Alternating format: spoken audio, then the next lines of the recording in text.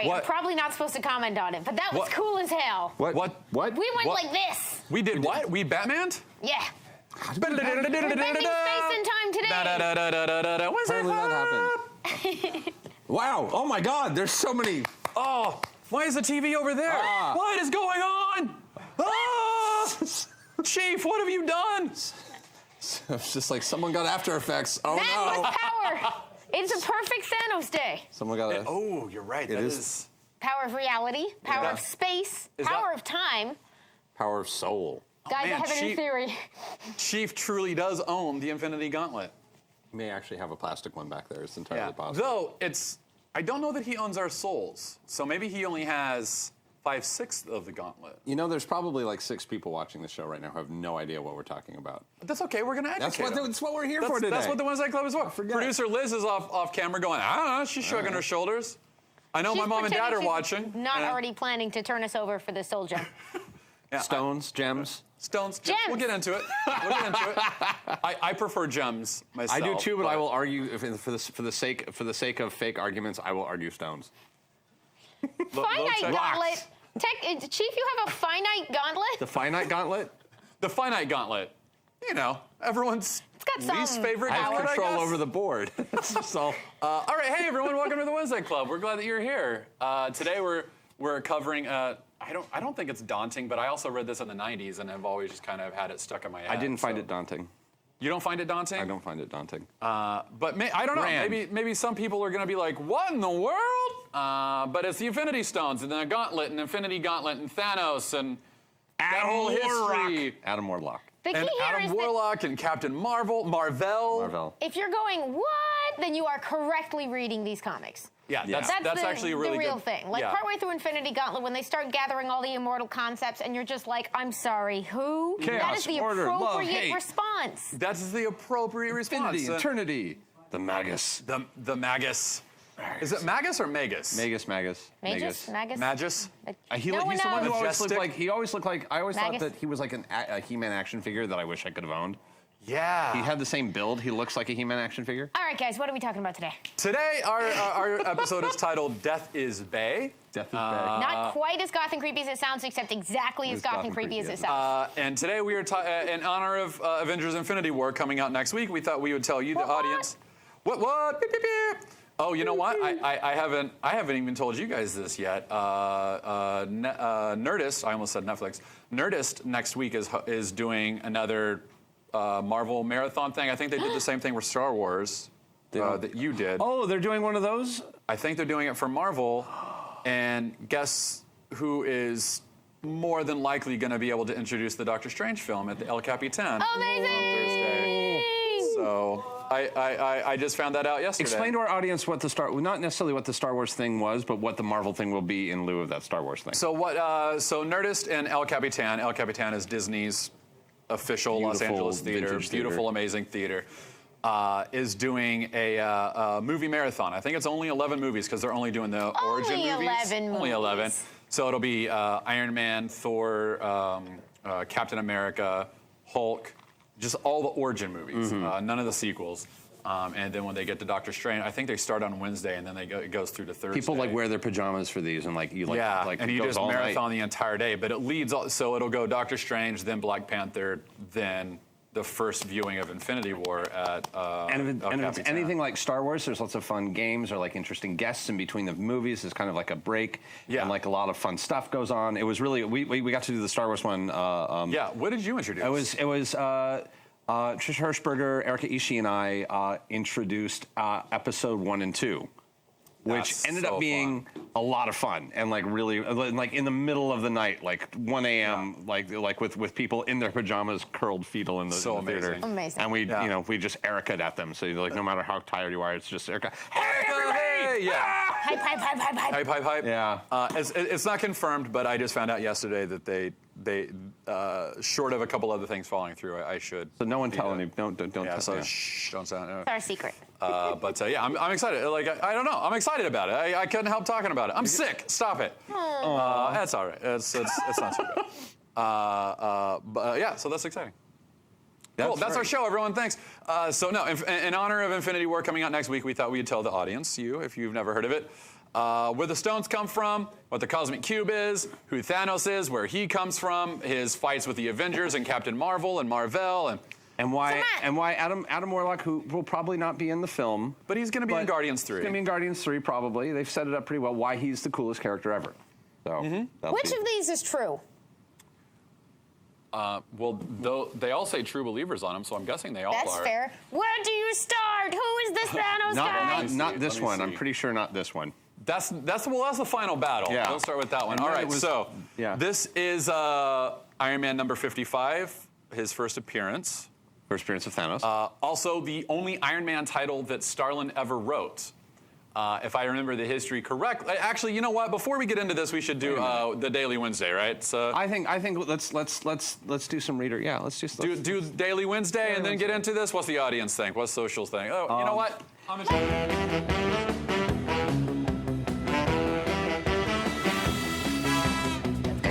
Yeah, no. I like doing. I don't know how it works. We have the technology. The Daily Wednesday. Thanos. All right. Sick Matt is fun. Sick Matt is loopy and it's just like, oh, let's just go for it, whatever. Hi, Mom and Dad. All right. Dear Amy, Matt, and Taliesin, letter column or why GNS changed my life for the better. Aww. My pronouns are she, her. That's Thank very you. nice. Thank you for that. That's exceptionally helpful. Very helpful. Thank you. Inya. Nice. Hello, Inya. We're going to read Hi. your letter right now. Dear Amy, Matt, and Taliesin, I wanted to write this email since the day you announced the letter column for the Wednesday Club, but I had a hard time coming up for a reason to do so. Writing is hard, and expressing my feelings for the Wednesday Club is even harder. I've been watching your show from the very beginning, and since then it has given me a new hobby, new friends, and now it is also the reason I have a job. What? That's cool. We're employing people. That's Apparently so. amazing. You read that right! Without your adorable show about comics, I wouldn't have gotten a very cool job in a very friendly local comic book RPG bookshop. Yeah. It is quite, that's so cool. It is quite a long story how exactly it happened, but the short version is that the boss of the shop overheard me enthusiastically recommending various comics to a colleague of mine while we were in the shop, and everything evolved from there. Funnily, most of the comics I recommended were at some point mentioned in the Wednesday Club, and I wouldn't have known them if I hadn't watched your show. Yeah. This is amazing. This is This is amazing. everything we wanted. Because, to be quite honest, before I started watching the Wednesday Club, I had never actually bought or read a Western American comic. I grew up reading a manga here or there, was a big fan of Sailor Moon in the late 90s, and watched anime in the early 2000s. As those were seen as typical girly stuff and considered to be okay for someone my age and gender. However, all the typical Western or more specific American comics were considered a boys' thing by my friends and parents. Just like in the US, most comics were seen as trash here in Germany for a long time, and especially American comics still have a hard time here. You can hear older people talk favorably about the Asterix comics and other French and Belgian classics, but dismiss comics from American publishers as unimaginative. Ah, bollocks, that's not true. Adding to this, an ex-boyfriend who handed me one of his Marvel comics but never sat down and explained to me the fine details of the Marvel Universe, and thus made me believe I was too stupid to understand comics. I was reluctant to touch comics for a long time. You're not too stupid. It's a dense subject. But then you three came along, and with Amy's never-ending enthusiasm, Talison's bottomless fountain of knowledge, and Matt's always amusing tangents, you dug a comic-shaped hole into my heart. Oh, we're like a burrowing parasite. Your heart shouldn't have holes in it. That's not good. You're adorable, Comic-shaped delightful, and I holes. love you. We're glad they're full of comics. Thank you so much. And also, thanks to all the Wednesdaisies out there. I'll make sure to spread the joy of reading good comics to everyone coming into my shop. And if you ever happen to visit Nuremberg, Germany, don't hesitate to swing by. Definitely will. I love Germany. It's beautiful. I love Germany. I went comic book shopping when I was in Berlin. Had a lovely time. So. I remember that. You were sending us pictures. Yes. P.S. For the unlikely case that you will at some point talk about international European comics, I have a bit of information I can share. It is not unlikely. In fact, Soonish. soonish. Stay tuned. We're getting ourselves. Also, you're a Valkyrie now. Thank you. Welcome. Yeah, that's amazing. There you go. Pick which one you want. Which one do you want? Yeah, good choice. All right. Good choice. Taliesin, you All get the right. last. I'll get this one. Skadoosh. Thank you so much, and congrats on your job. That's really, really cool. That's how it's done. That's amazing, and we're so glad that we could give you that knowledge. So, go you. You go getter.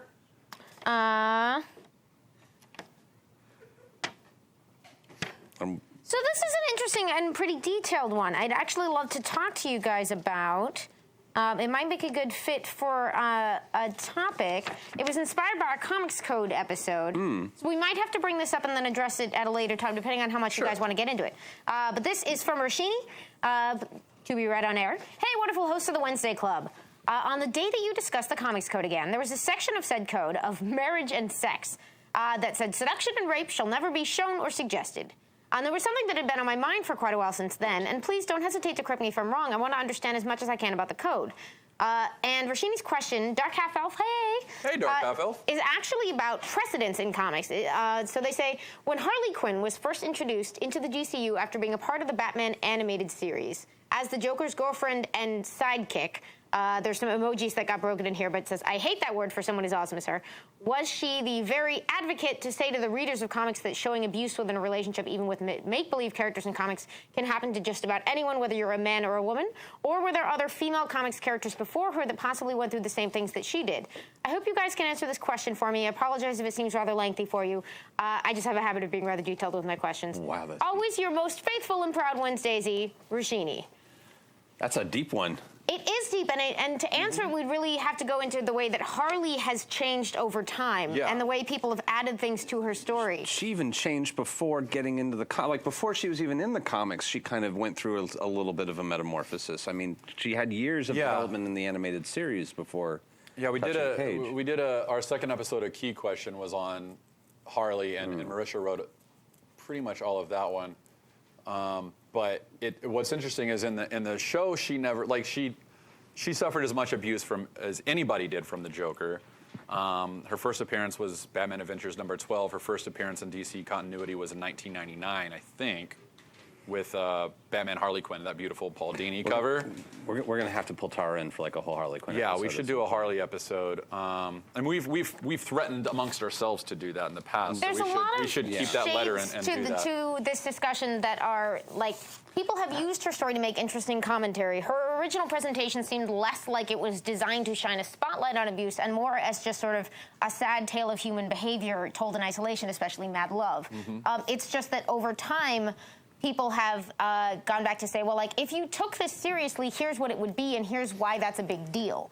And she wasn't the first character to have treatment like that in comics. And if this was thinking inspired by the code, then I guess your question is probably about whether it's better to depict that stuff so that you can comment on it. And even that is a complicated thing because there's a question of which things belong in certain kinds of storytelling. But certainly there's opportunities for a lot of that. And she has become one of the most famous symbols of looking critically at that stuff because in the decades since she was created, the 20 years, 25? Approximately, She has now been subject to sort of re-examination like that, but I'm not sure that I don't think she was introduced primarily to be a pioneer in examining those issues. No, I know, like, I've read reviews from Paul Dini, and when he was on Batman, Fat Man on Batman with Kevin Smith, and he talked a little bit about it with me off the air, saying, like, they just wanted a cool character to go along with Joker for the Joker's Favor episode. And they thought, that's a great Batman on Batman. It's a really good episode. I've listened to that one. Yeah, no. Paul Dini talking about Dark Knight, like where he was beaten to a pulp and left for dead and robbed, and how Batman and his whole mythology saved him, essentially. Yeah, it's really good. It's a touching episode. Like, I was off camera just like, don't cry, you're the producer, don't cry. I think there's also one where he talks separately about inventing Harley, and then Arlene Sorkin was on the show, and then... Yeah, I think so, yeah. Anyway. We'll do an episode. We'll get Tara down here. It'll be great. Apologies. We will have to do a whole episode on that, or an episode on Harley, and then we'll incorporate your question into it. I already thank you. want to talk about Black Orchid. There's a lot that can be talked about in there. Yeah. All right. We need to wrap up Daily Wednesday, so apologies, but go ahead. But yeah, we will definitely get to that one. That'll be a fun one. Okay to read on air. Let's see. Jolie, dear Amy, Matt, and Taliesin, I just wanted to say thank you for your amazing enthusiasm every week, even if there's pollen in the air. You guys are the highlight of my Wednesday every week. The panel at WonderCon was so great. Yay! Thank you for catching the panel. Woo! That's awesome. It was an outstanding opportunity for me to introduce some of my friends to the Wednesday Club. Thank you for bringing new people. Amy, your boundless enthusiasm and hardcore fangirling never failed to delight. This is true. Thank you for being so wonderful, even when people try to make you pick who survives the total destruction of the universe. That's fair. Taliesin, you always bring the perfect touch of darkness to every discussion. Thank you. Thank you for being gracious and welcoming human being and being just as excited to talk with your fans as we are to talk to you. You guys are so much fun. Matt, you are so kind, even when we Wednesdays like to make you make terrible hypothetical choices. This is true. Thank you for taking the time to share kind words and reassurances with people like me, especially during bad brain moments. Ooh. Thanks again for all you guys do in bringing optimism and nerdiness to us all. Yours truly, Jolie, Ink Pig in chat. P.S. Chief and producer Liz, you guys are pretty awesome too. Woo! Thanks go to you and the crew for bringing us to Wednesday Club every week. Yay! Letters praising the crew will always be welcome. Yes, always. We have an amazing crew. You get to see us only because of them and what they do behind the camera. So yeah. And Chief is possibly wielding a finite or infinite gauntlet, so we need to stay on his good side. Yeah. Or else we'll get lit terribly. The finitude gauntlet, where he curses us to finitude, which we already have. So. I'm trying to think of what like substandard gems would be. I should mention, just because it is kind of sort of on topic, that we've been doing over at my other show, Critical Role. Oh yeah, you have that show too. I have that show too. That's a thing that we do. We're doing a big drive for 826LA, which is a wonderful charity that helps bring literacy and creative writing to kids in areas that wouldn't necessarily have access to these sorts of very focused institutions. If you have a local 826, they're all over the United States. There's one in San Francisco, Los Angeles, Chicago, New York. They're all over. They're super fun just to visit. And we are currently doing a fundraising drive, and we'll try and put that info in the chat. But if you can give money, great. If you can't give money, I totally understand. But you should totally go down and at least check out your local one. Maybe volunteer. If you can't volunteer, just like go. It's a good date. I'll say, like I've brought people there on like little fun dates, and it's most of them have these adorable shop fronts that you can go and find other ways to support them by picking up cute little tchotchkes, and you know you're helping make something good. We have the Time Travel Mart. New York has the Superhero Supply Company. Yeah, there's so amazing. Pirate Supply Company. There's several different ones. Haven't been there. Where's that? That one's in San Francisco. Making a trip. Yeah, they used to have the giant barrel of lard that had a scoop, and you could buy lard by the scoop. And it was just a barrel of lard. That's amazing. Yeah, that is such a Taliesin thing to say. I have somewhere as a picture of me with a big scoop of lard going, All right. Are we ready to jump into it? So thank you for all your support for that. Please keep it up. Thank you, please. Yeah. Let's delve into. Huge shout out to Ken Wham for our amazing Thanos. That's right, the right glove too. Yeah. I have a mailbag question. Is Tal a pyramid? I thought we had finally covered that. God damn it. Let's talk about Tal's hair. Because it's making its Wednesday Club debut. What are you doing? I'm trying to be a pyramid. I don't know. Oh, okay. That's fair.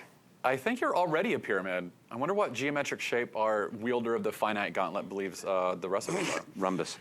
Yeah, fair. Yeah, no, I just got my hair done, so it's all very blue. Real good. Thank you. It looks good. I like it. It's good. It's a good fade. All right, so what you brought in. Iron Man number 55. Tales of Suspense, right? No, Iron Man 55. Actual Iron Man? Actual Iron Man 55. Right. Jim Starlin. What are you sorry for, producer Liz? Everything. Uh-oh. Okay. Producer Liz is sorry. I don't know if she's apologizing to you or to us. For making me... Iron Man number 55. If I remember correctly, this is the only Iron Man comic Starlin ever wrote, because when he wrote it, he introduced Drax the Destroyer and Thanos and made it a very weird cosmic journey, and the Marvel editors were like, that's not really what we want Iron Man doing. So the next comic that he worked on, as far as I know, was Captain Marvel, and that is where Thanos came back into play and all of that stuff. So you see the groundwork for what Starlin was like, I want to construct this huge cosmic side of Marvel, and this was not the right comic to do it in. So they gave him the other comic books that were the cosmic side of Marvel. Fantastic. So this is a very different looking Drax the Destroyer than I'm used to. It's different all around. Look at that. Drax is kind of glam. He looks like he's headlining for Kiss. Yeah. So dramatic eye makeup was a thing. Drax the Destroyer, beware, beware. He kind of looks villainous at first. Yeah, you don't know what to make of him. A message of fear and dread. Plot, pencils, and character conceptions by Jim Starlin, aided by Mike Friedrich, scripter, inker Mike Esposito, letterer John Costanza. What year was this? You want to know? Yes, please. 1973. 73. 1973. So this is the first introduction of Thanos, and he wants to. Can we just point out beautifully see mysteriously sitting in a chair? Yeah, he's Dr. Claw for like the first half of the comic. Mm-hmm. I have a screenshot, Chief, of Thanos' first actual panel, like the first reveal of him. I think this was just a story about Drax trying to kill Thanos. There we go. Yeah, there we go. That's the first actual appearance of Thanos ever. Oh man, these designs. I'm trying to remember exactly what Thanos' mission was. Other than like I don't know if he was in love with death yet. No, they hadn't. This is all family stuff yet. It was still the cosmic family. So to back it up a bit. Yeah. Cosmic Marvel. There's several different types of Marvel. There's lots of different like kind of layers. There's street level Marvel, which is basically Netflix. Yeah. And Spider-Man. Spider-Man's kind of the gateway to Avengers Marvel, which is saving the world. And Spider-Man has gone on cosmic adventures, as we'll see later. He's the jumper. He goes everywhere. Then there's kind of like Space Marvel, which is kind of Guardians of the Galaxy. Yeah. And then there's like this layer of Cosmic Marvel where things just get weird. They get Jim Starlin on acid in the 70s weird. Yeah, you get. I mean, that's where you get things like the Game Master or the Collector, like the really out there characters in the Guardians and the Thor movies. That's where you get Thanos Quest, which is metaphysics and heady and awesome. I love it so much. It's very out there. Dennis is on a basic. I am almost done conquering Titan, and I would also like to conquer Earth. Oh, it's just a straight up like. Fun fact: Thanos, based on the Greek word for death, Thanatos. So, in case anyone didn't know that. But you should say, we should add, as you say that he is not alone, because he is named after death, and he has a brother who comes in and out of comics. Named Eros. So you're right. You're right to bring that up. What's all this stuff in? There's a lot. You're right to bring that up. Thanos is born on Saturn's moon, Titan. Titan is where a lot of the Greek pantheon went after they left Earth, and they established I believe that I read that actually this week. Holy crap! I don't think I knew that. I heard a very brief. I read a very brief reference in one panel, and I was like, oh, I didn't know that. Amazing. So like part of the Greek pantheon did that. They established a colony there. Father Mentor, I believe. Kronos is sort of like the head Titan, and he's in control of all time. Like you do. Like you do. But one Mentor has two sons, Eros and Thanos. And Thanos is the only mutant ever born on their planet, and his mutation causes him to be the one Titan obsessed with death. So much so that he's the first and only person on this idyllic society to create a weapon. And the second he does that, they're like, oh no, you gotta go.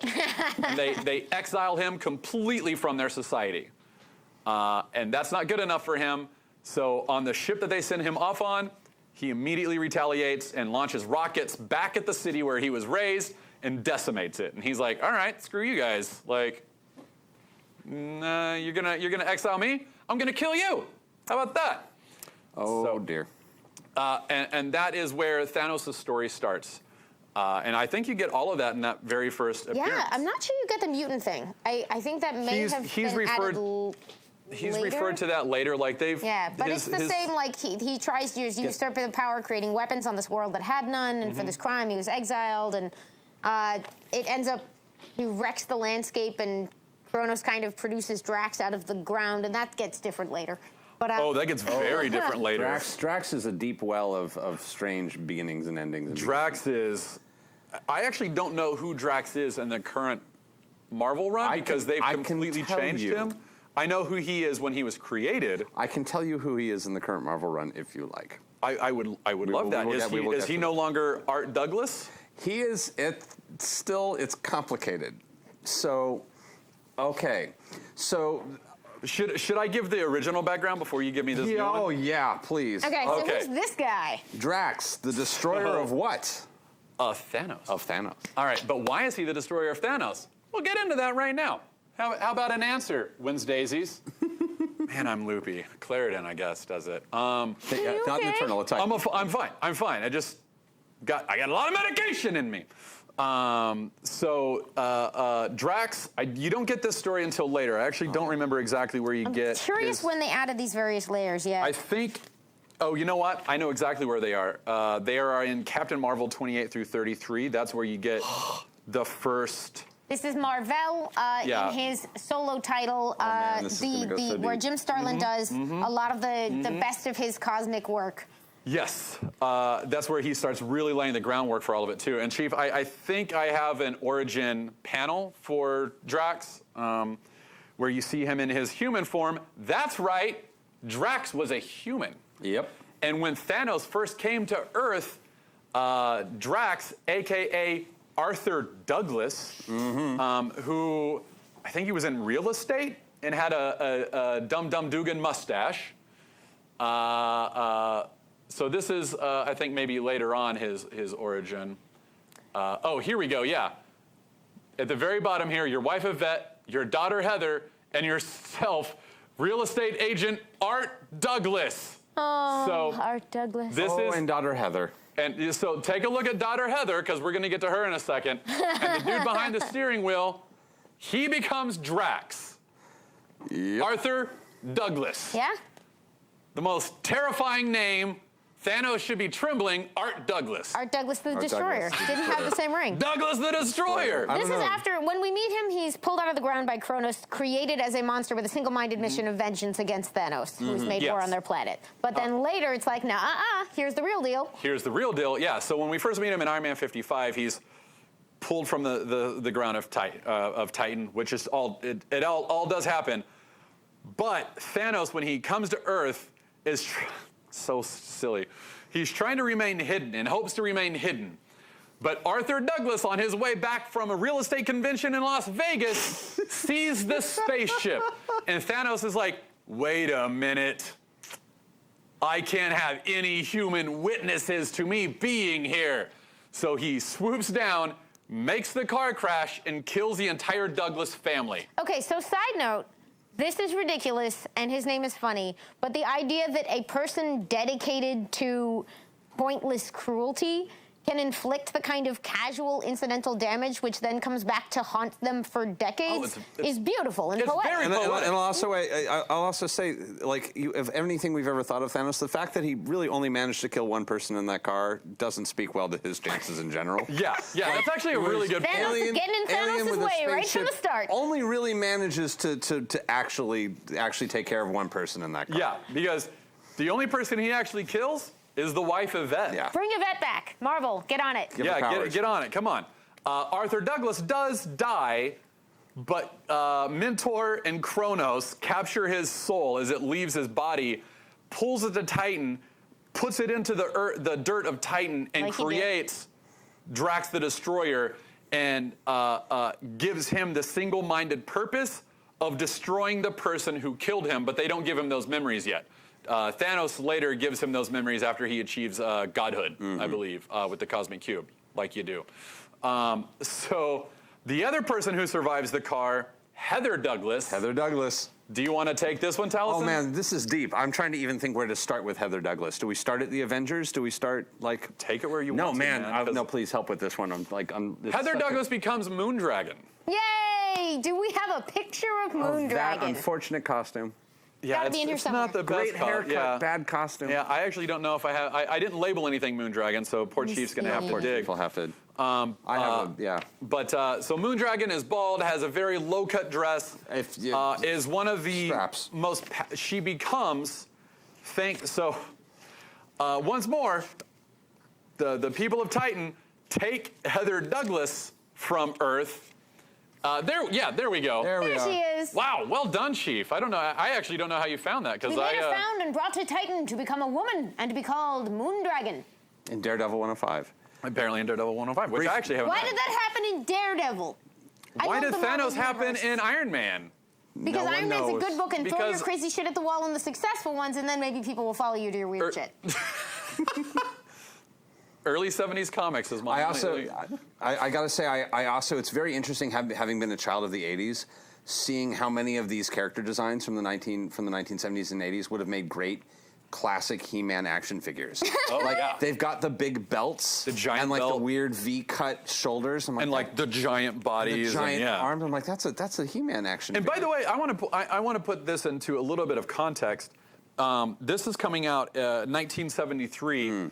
When did Fantastic Four come out? 1961? Yeah, that sounds right. 1 or 2. So this is only, this weird, wacky, what the fuck are you doing, is only 12 years into Marvel's kind of like actual birth. Because like it was born in the golden age, but it didn't really go too far. Because like Captain America was cool and people like Namor, but kind of ended with that, right? But we'd already then had it was the romance, then it Skrulls was and the Galactus Western. Saga and the like.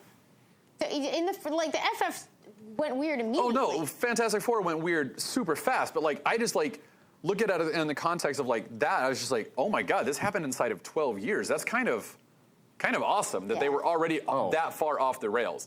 And I'm not kidding when I say, and Chief, I did pull some images of this, just like weird, like the word weird is in the title. Like this is the Marvel autobiography. Untold Story of Marvel, I think is what it's called, right? Brunner, Englehart, working on Doctor Strange. Rich Brunner, Steve Englehart. Yeah, Steve Englehart, Frank Brunner, both Frank, working. sorry. What did you? I'm sorry. Did you? I guessed Rich. I think I'm wrong. No, I think it's Frank Brunner. Maybe I'm wrong. They were working on Doctor Strange at the time. Starlin, I can't remember. There were 4 of them, and their girlfriends or wives would once a week all take acid together and then walk around New York City and come up with a lot of their story ideas together walking through the city. Oh my God. So when you read early Jim Starlin, keep that in mind. And when you read any Englehart Doctor Strange stuff, like I believe he did the one where Doctor Strange and Clea went back in time to confront Benjamin Franklin, but then it ended up being an alternate reality. I did not know this. And maybe I'm remembering the chapter wrong. That doesn't seem like something you'd forget.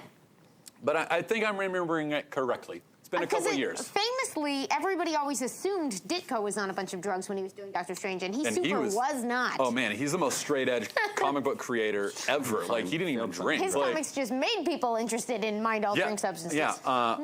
Sometimes you just wander into it. So Moondragon is Heather Douglas. She's pulled a Titan where she's raised by Mentor and the rest of the Titan society, who has like rebuilt itself after Thanos' like middle finger to them. Gets telepathic powers. She has exceptional like one of the strongest telepaths in the cosmos, as far as I understand. And like you have to shave your head if you do that, so she gets the Xavier look. Yeah, because you have to be bald if you're going to be a telepath. Yeah. So here's my question to you guys, because I actually don't know the full story of this. Where does the actual Moondragon come into this? Because doesn't she get her powers from the Dragon of the Moon, or she becomes a Dragon of the Moon? That's later. She actually eventually, and this is much later, actually takes the form of a dragon. And actually becomes a living dragon at some point. She dies and a lot of people, a lot of cosmic characters in Marvel die and reincarnate into weird versions of themselves. That's true. Adam Warlock is the perfect example of that. By the way. Drax is the perfect example of that. I mean, like, fair. There's a point. Thanos. Yeah, Thanos. Like all of them kind of keep going through this cycle of rebirth. Drax at one point gets injured and forgets who he is and kind of becomes very, very dumb. He basically becomes like dopey dumb Hulk. And there's like a moment just post Infinity Gauntlet where Moonstone is actually like just like, I don't even know what you have this dumb idiot Moonstone thing for. or Moondragon? Moondragon, I mean. Sorry, wrong one. Thunderbolt's still on the head. Yeah. And he actually has that moment of, you look really familiar, and just backs away very, very because quickly. Because that's his daughter. That's his daughter. Poor Art Douglas. Drax was kind of and not in kind of the interesting way. He was kind of a dopey comic relief character for quite a while. In the late 80s, early 90s it was. But in the 70s, he was almost Shakespearean. Like, yeah. Like, vengeance is mine, Thanos the Destroyer. Like, similar to Groot. Yeah. Actually, interestingly. Yeah, interestingly enough. Very verbose, and then not. And then not at all. Basically, what happened is he died again and got buried and came out of the Earth a new version of Drax. On Earth, it was a prison ship, and it got knocked out, and then a couple of the aliens who escaped from the prison ship took over a small American town, and Drax came out of the Earth much more focused and with his more modern look of the shirtless, denim jeans, no shirt, 2 knives, and kind of took back the town and ended up adopting a very weird kind of emotionally distant 13-year-old human girl who was his sidekick for a while. Oh my God, you're right. It's all coming back to you now, isn't it? Oh my God. I This think was- maybe Abnett and Lanning did that, because I know that I read that during the was so Annihilation good. stuff, and I never understood who that girl was. I just was like, that's a comic from was just before, this- and I don't understand it. It's She a was nuance this I'm just going to have to forget. Foul-mouthed 12-year-old whose parents really sucked and was like, I have nothing for me on this planet, my and God. I'm gonna hitch a ride with these aliens because apparently I'm just nothing scares me. Oh my God, I totally She ended up forgot really about cool that. too. Like Where's she ended she up now? very. Turns out she was Jean Grey. Who knew? She was rolling around with Drax for a while. I don't know where she is right now, but she was basically doing the like the adventures of Star-Lord when he was a 14-year-old girl kind of thing. Nice. So it was very like Stargirl, Starboy. Yeah. Just Oh my God, a little I bit totally of forgot very about very that. like doing the Peter Quill thing of I'm gonna be adolescence in space. Woo, and- Yeah. This is actually ringing a bell. Yeah, she's great. It's the book itself is the wow. Can I do this? The Drax the Destroyer miniseries connected to Annihilation Wave. Okay. Oh, it was Annihilation. Okay. I believe it was an yeah. Annihilation Wave like side story of just one of those weird characters. They were like, let's just see if we can get Drax interesting again. Yeah. These characters, man. Well, and that, by the way, was the gift of that entire couple years span was that Lanning and Abnett resurrected Rocket, they resurrected Groot, they resurrected Mantis. Gamora hadn't been around for a while, Mantis hadn't been around for a while, Drax. All of the Guardians that we know and love now were they were all created in the 70s and then forgotten for almost all of the 80s and 90s. A couple of them ran with the Avengers for a while, and other Yeah. ones just fell off the map. Just fell off the map completely. Peter, Star-Lord really, I think only up until then only had 12 appearances, and he was created Yeah, in the mid to late 70s. So, And Moondragon being like an offshoot of these characters. She was an Avenger for a little while, and then she also tried to take over the Earth a couple times. She was kind of one of those hero-villain characters who was very smug, super smug, and then eventually became a dragon in a very complex relationship with I'd be this smug if I were a Kree dragon. woman. That's the whole. She was last time I saw her, she was dating a Quasar. oh yeah, she was dating A Quasar. a Quasar who then went on to become one of Death's main avatars, and she sacrificed herself to save Heather Douglas from becoming the Moondragon.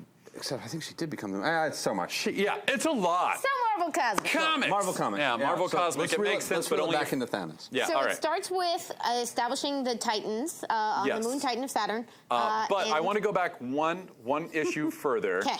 to Marvel Premiere #1 and #2, Okay.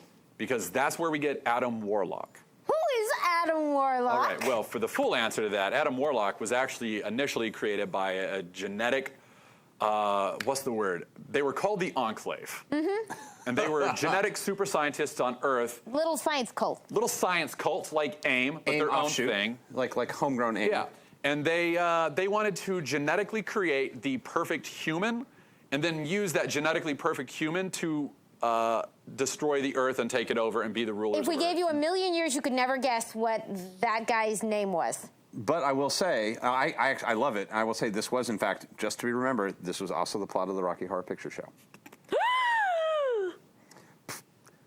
I want you to think about that. Think about it. Oh, Adam. Wow. Same hair. Think Oh my God! Golden God. Oh my God! So, Fantastic Four numbers, I think 66 and 67, sees the introduction of Adam Warlock, what I live for. who is only referred to in those days as him. Him. He doesn't have a name. He's just referred to as him. Him. By this point, he's actually introducing himself like a normal person. But Yeah, this is decades later. This is Crashing from the through a first, window or, with hit this is patrol. the first or second issue of Infinity Gauntlet from '91. Second issue, 91. because he was still, Second, that's right, yeah. decomposing. And that's one of my favorite resurrections. Oh, it's the best resurrection. The resurrection of Gamora. Yeah, so, yeah, and Adam. Pip the Troll, yeah. Being a genetically perfect human, he quickly realizes what the Enclave is up to and decides, screw you guys, that's actually real bad, and I'm going to destroy you. And they're like, what? No, but we created you. He's like, yeah, to be the perfect human, and you guys are dicks. So, no, get out. But he crosses paths with Fantastic Four, I think, a couple more times, and then again with Thor. There's also, if I recall, there's a Spider-Man crossover. One of the the Marvel team up. There was a Marvel 2-in-1. I don't know. Was that the one with the gardener? What's that? The one with the gardener, right? Yes, but that is not until later. That's not at this time. The Elder, the gardener? Yeah, the gardener with Gardner, who Marvel, if you're watching, Bill Murray. I'm not even kidding. I'm into it. Like Bill Murray playing the gardener. Matt, who are the elders of the universe?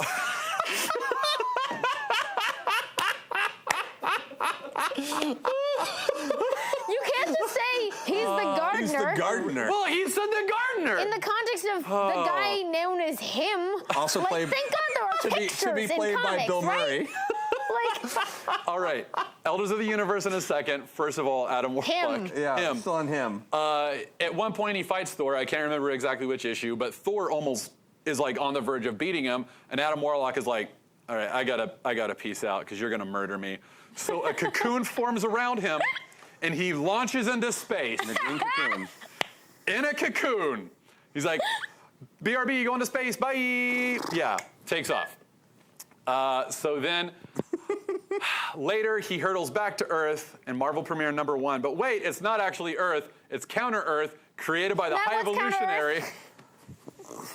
Oh, there's so much! There's another Earth, and it spins opposite us on the sun, so we don't know about it. So we never know about it. Wouldn't actually work on that, but the High Evolutionary created it, and he created Who's it. the High Evolutionary? He's an X-Men villain, right? He's a guy who messes with genes and wants to, like, there's a lot of villains who want to design people in certain ways or influence genetics. Similar to Mr. Sinister, like the two of them would probably have some very deep he's very highfalutin, and he's constantly building things that are supposed to make people better, except he's mostly just walks around in like purple and chrome. He's got like a ridge on his head. Yeah. Yeah, and It's like someone spray painted Yondu from Guardians of the Galaxy like purple chrome. Oh, yeah, you're right. Yeah, made him metal. Yeah. So High Evolutionary. Wait, he's into evolution. Later, wants to create a counter Earth of anthropomorphized animals. There you go. Done. Kind of a brownie. How are they similar to or different from the Wundagore Mountain ones? Wait, what? Anthropomorphized animals. Well, he was the one behind Wundagore. He did both, right? Yeah. Okay. He was the one. Is it connected to Counter Earth? Wundagore Mountain is. Well, did he create Man-Beast? We're going so deep. We're going so deep. Guys, I'm so sorry. You see, here's the problem. To say, this is an alien creature who travels through the universe, dropping anthropomorphic animals wherever he goes, and then scooting off to another planet to just basically make He's the furry god of Marvel. battle-ready Care Bears and Care Bear cousins. Basically what's happening. Oh my God, the more... Tal has to be the voice of reason. We're doomed. Yeah, the deeper we get into this, the more I realize that Cosmic Marvel is like a graduate level class that we just take for granted that we know this stuff. I don't even remember how I assimilated all this. All right, okay, so... Counter Earth, Adam Warlock, who is him? Okay, so him takes off. He eventually crashes back down onto Counter Earth with the High Evolutionary. High Evolutionary is able to contact the entity inside of the cocoon, and it is it becomes Adam Warlock. He's only ever been known as him up to this point, and he's been regenerating into like a newer form and a more powerful form. High Evolutionary takes him out, sends him back to Earth to help defeat something I can't actually 100% remember, but gives him, and this is the only reason I bring any of this up, because the High Evolutionary gives Adam Warlock a stone. And the High Evolutionary doesn't 100% realize what he has now given to Adam Warlock. The Marvel film universe is one because they just got you to say stone. Oh, it's a gem. It's a You're gem. right. MCU, I love you, but you will never take away my gems. They'll never be stones. So he gives him that. He takes out, and he's like, "What is this?" And he's like, "You'll figure it out." He's basically like, "I don't know. You're gonna figure. That's why I'm giving it to you." Like when my parents finally gave me a car. I'm like, "How do I do this?" Like, "You'll figure it out." You'll figure it out. Yeah. Very safe method of learning how to drive in Los Angeles. So don't look at me. So he gets to Earth, and he's fighting some bad guys, and they're all anthropomorphized animals. I didn't even remember that. Does Tony really call it a gem in Age of Ultron? Oh, I'll have to take a look at that. I didn't know that. That's really good to know. Nice. Yeah, no, Nice. Chief is doing his MCU rewatch, so yeah, he would know. That's like a he's doing his MCU. It's a rite of passage. He's doing his MCU rewatch. Cardio. This is a point in time where like they're adding pieces to the mythology as they go. So Very this much. will become the foundation of much stuff, but that Yes. doesn't necessarily mean that they always planned for it to be part of a set of God, things no. that went in a glove and all Yeah, this this stuff. would have been 20 years prior. That they're like if it took them 20 years to execute this plan, that's like Jonathan Hickman to the extreme. Yeah. That's like I'm gonna sit with this company for 20 years.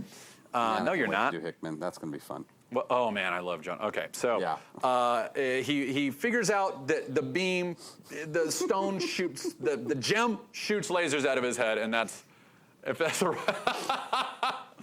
Let me look at the screen. The gem shoots lasers. Gem shoots lasers, but that's kind of all he knows. But he's like, this is very powerful. All right, so, and that was, I think that was Roy Thomas. That wasn't actually Jim Starlin. Jim Starlin brings Adam Warlock back in Captain Marvel.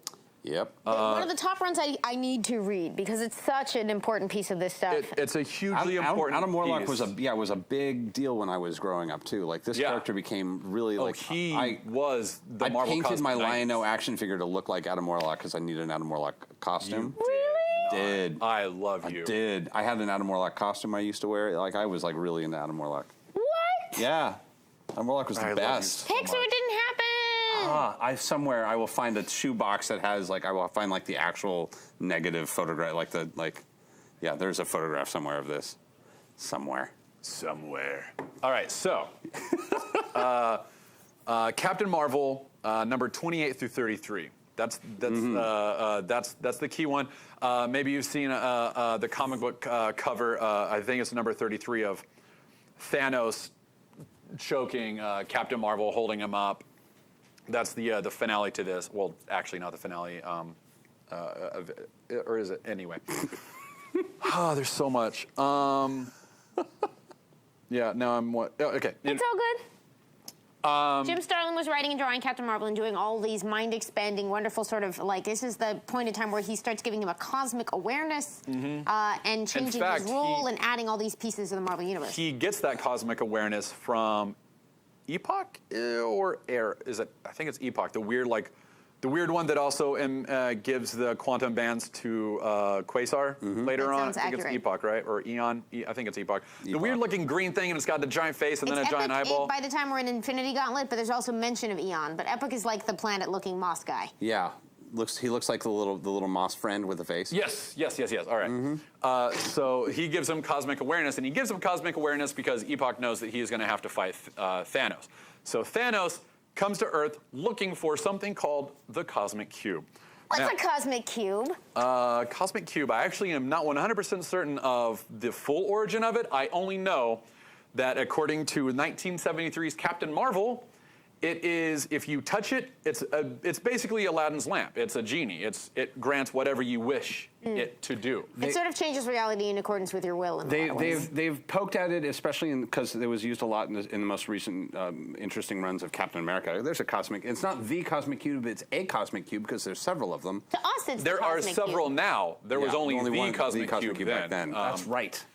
I think it was S.H.I.E.L.D. who later found out, there's multiple cosmic cubes. It gets used. It shows up a lot in Red Skull Captain America stories, as you won't be surprised by if you've seen the movie. But it's notable early ones that the last guy that you want having any control of reality is the Red Skull. It's kind of Marvel's. As far as I know, it was the first big Marvel MacGuffin. Like when they started making cosmic MacGuffins. Yeah, it was the first. It was the great cosmic MacGuffin. The original, the OG Cosmic MacGuffin. OG MacGuffin. OG MacGuffin. Everyone's character. favorite Private Eye. Hello, I'm OG MacGuffin. Now all I can do is, crying. oh man, McGucket. McDuckin MacGuffin. But yeah, it's like raw material from the Birth of the universe. specifically of this because there's one of the things that they talk about was there was a universe before ours. In Which Marvel, is where Galactus is from. Which is where Galactus is the only survivor of the previous. Obviously. Galactus everyone. is the only Galactus survivor of is the the only previous survivor. universe. He's the world eater. Is the big purple guy with the hat. Silver Surfer, that whole thing. With the big Square pupils. Yeah, Which is always square pupils. that's one of my favorite looks parts like of Galactus. face like Elvis.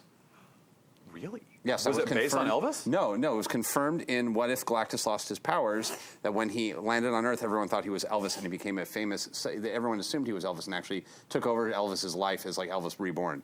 Was what happened to Galactus. The sad thing is, I would have no idea if you were making this up, because, like... It is literally an issue of What If. Okay. It is literally an issue of What If, Galactus became Elvis. That does not surprise me. And apparently Galactus' face without the helmet looks like Elvis. Marvel has a series of alternate how things went books called What If. It comes and goes, great. but they are inevitably... They're very silly. They're great. So, but yes, but like anywhere where the universe, where the laws of physics were kind of cooling and like intersected in odd ways, they would materialize in these little chunks of cube matter that were kind of capable of bending reality still, and kind of you could use them as like kind of a wish device, but anyone who uses them usually it just ends poorly, very, very poorly. so There's one time ever that the Cosmic Cube did something good for humanity, and that was kind of fixing Bucky. oh yeah, you're right. You're right. And by the way, at the end of our show, we'll be doing our topics as usual. Please send us suggestions. Please send us your suggestions for our 5-minute topic. Does that make Thanos the gopher? Jesus, people. Oh my God. Okay, sorry. Forgive me. I need to look up one. I think I'm missing a small piece here. What are you laughing at? Just someone suggested. There's someone in chat who suggested almost a better title for today's episode. What's that? Thanos, Hands of Fate. Yes! I feel bad. Oh my God! one I of feel those awful that we missed that. Online, Oh my God! cosplayed it, and it was so good. It was. Wait, really? Like Manos with the Infinity Oh Gauntlet. my It was God, real that's good. amazing. I love that.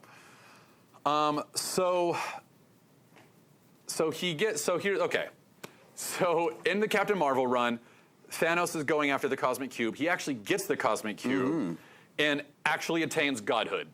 Yeah. Oh shit! That's where you start seeing like there's pictures of like Thanos, just an outline of the major features lines of his face, but on a starry field, and that's like that happens all over this entire mythology. Like there are common sort of visual cues that start happening. There back we are. in the, Although that, to be fair, is not from. That's more of eternity, but that is very close to what I'm talking about. Thank you, Chief. Oh hey, Son of Stars. His face. He's achieved the godhood he's aimed for. There you go. This is maybe the second time, or no? This is referring to events in Captain Marvel 31. All right, so it's little, but here it is. This is in Avengers 125, which is part of this Look at that! story. Look at that little space face.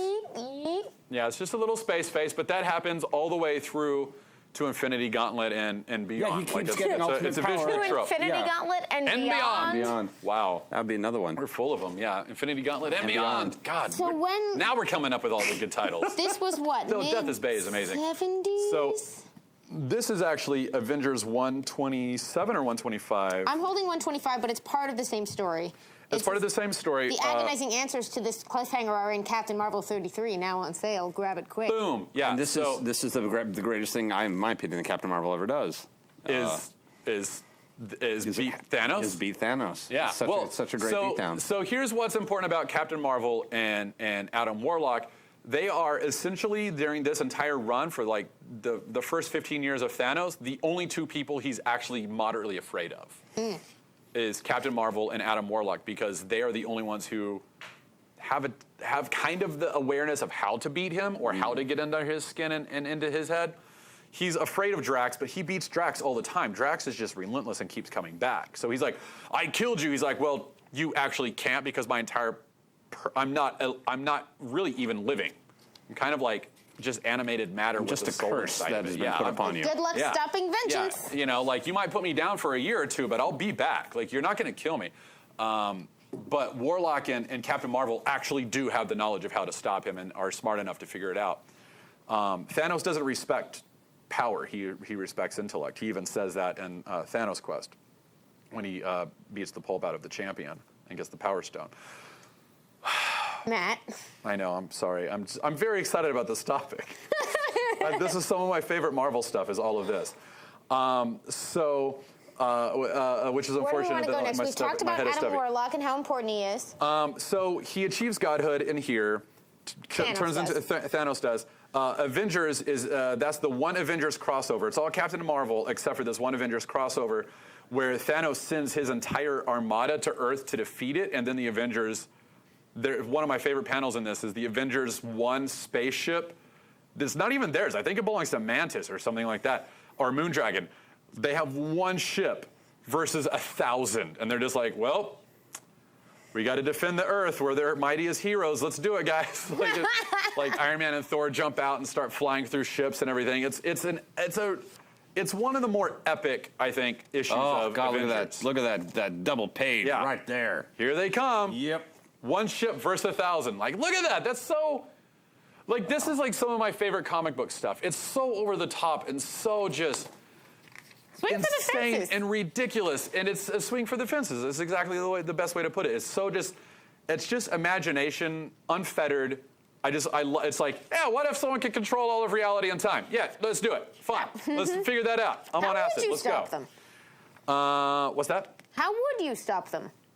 I don't know. I don't. But the way exactly the way that they do it here is that once Thanos achieves godhood, he leaves the cosmic cube behind. And the way he achieves godhood is by wishing the cosmic cube to empty its entirety into him. Essentially, he says, "I want to be the genie," and the cosmic cube is like, "All right," and it does it, and it empties all of its power into him, and he transforms, is transfigured into a deified Thanos.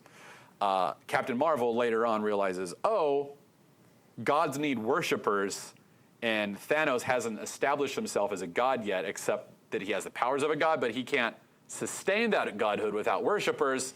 He's sustaining it with the cosmic cube. If I just break the cube, he loses his godhood. So that's what he does. That's how he wins. It's actually kind of a simple. It's a simple solution, but an important one that comes up later. Sure does. Later on, you get Avengers Annual number 7. I can't remember what preceded it. That's what I was trying to find earlier. That's from 1977. I want to say like Warlock preceded it, because Warlock number 9 is where we first get the Magus or the Magus, which is Adam Warlock's future self. Come back in time, corrupted and evil. We've been having some debate. Nobody knows how to say Magus. Magus. Though in Infinity War, it's revealed that it's actually not his future self. It's Adam Warlock. Comics. It's his severed his evil side and his good side, and Magus is his evil side. Because he needed to remain neutral in order to maintain. Isn't it weird that both his evil side and his good side just ended up being way too much of a problem for anyone to deal with? Like, there was just no part of Adam that was really reasonable to deal with. Yeah. Even his neutral side, everyone's like, man, you're neutral. He's like, you have to be when you have power like this. They're like, still creepy. Yeah, perhaps. Avengers Annual number 7, here's where this is important. Because up until now, you have a gem that has heretofore been unidentified, except that it's a gem that shoots things and is powerful, and Adam Warlock doesn't fully understand what it is. And it looks really rad. I think I read this issue this week. So Avengers Annual? If it's where we're going. Yeah. But Avengers Annual number 7, you get the first introduction that there are 6 stones. And again, this is 1977. Infinity Gauntlet, 1991. This is 1977, and you get and they're just called soul gems. They're not labeled a soul gem, and there are more out there. Yeah, they're not labeled power or time or any of that yet. That doesn't come until later. Annual 7. That's it. Yeah, this is the one I read. Oh, Yeah, cover. it's classic. great. Yeah, here, I'll pull it up. Yeah, it's a classic cover. Tiny. Yeah. So good. I don't think I have a reprint of that one. Look at that. Look at that. That's so pretty. Look at how tiny that is. It'll come up as there we are. King size annual. Warlock and Space Thanos head. The special guest stars: Warlock, Captain Marvel, and Thanos. As they battle Thanos, Lord of Evil. Cosmic conflict. Yeah, I'm really super duper beating myself up that this is the one thing I forgot. I forgot to write down the series that preceded this, though I do think it was probably Warlock. Storyline they're picking up from? Yeah, because Avengers Annual is actually concluding a story, but I can't remember exactly what it is. I'll say the thing that happens in here that I really like, because I just read this issue a couple days ago, other than like reminding myself that here we go. this is a great panel. There's Adam at his most ridiculous. There we go. We got a nice Adam Warlock close-up. Is that Oh God, I love it so much. Adam Warlock? No, And and is that Adam ends up inside his soul gem at the end of it? He does. Is that Yeah. what's Is that inside the soul gem? Oh, well, I'm glad that you asked because there's something that's called the soul world. Soul world. It's the soul world. It's a soul you man. would. Yeah. What's that supposed to mean? I knew. I was waiting for it. I was not making the joke because I knew you were going to make the joke. I didn't want to step on your joke. I step on too many jokes as it is.